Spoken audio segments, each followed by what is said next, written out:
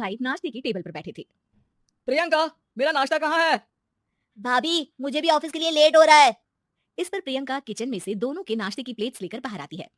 लो भाई, आप दोनों का नाश्ता, किसी को भी 1 मिनट का सब्र नहीं है।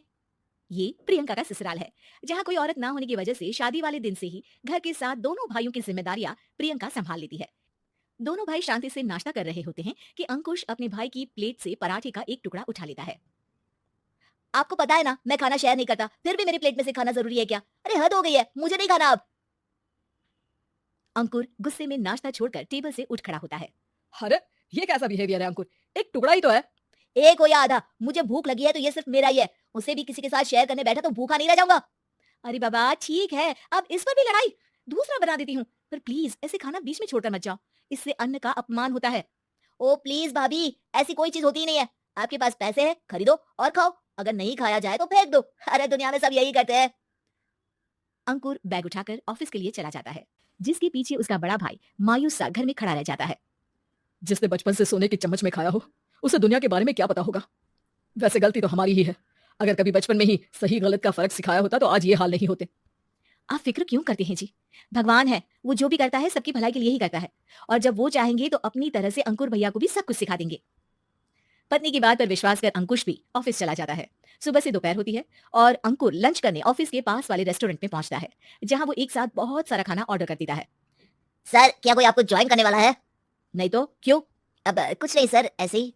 वेटर चला जाता है और कुछ देर में अंकुर का ऑर्डर लेकर वापस आता है, जिस पर अंकुर सब डिशेस में से थोड़ा थोड़ा खाकर बाकी ऐसे ही छोड़कर बिल देकर चला जाता है।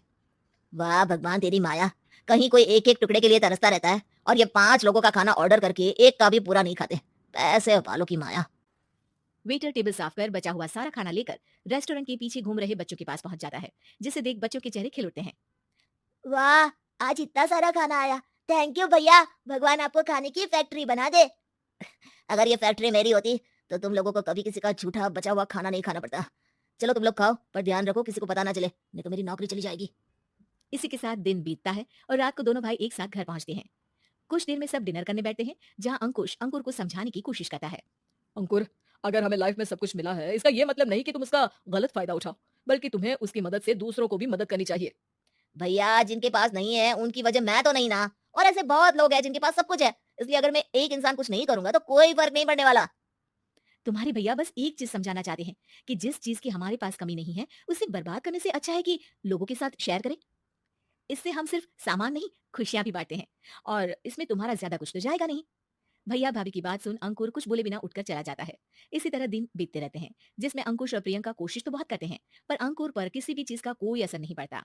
एक दोपहर अंकुर सैंडविच खाते हुए सड़क के किनारे चल रहा होता है, तभी उसकी नजर आइसक्रीम वाले पर पड़ती है और वो सैंडविच सड़क किनारे फेंक आइसक्रीम खरीदने पहुंच जाता है। अब इसे कहते हैं जिंदगी का सुख।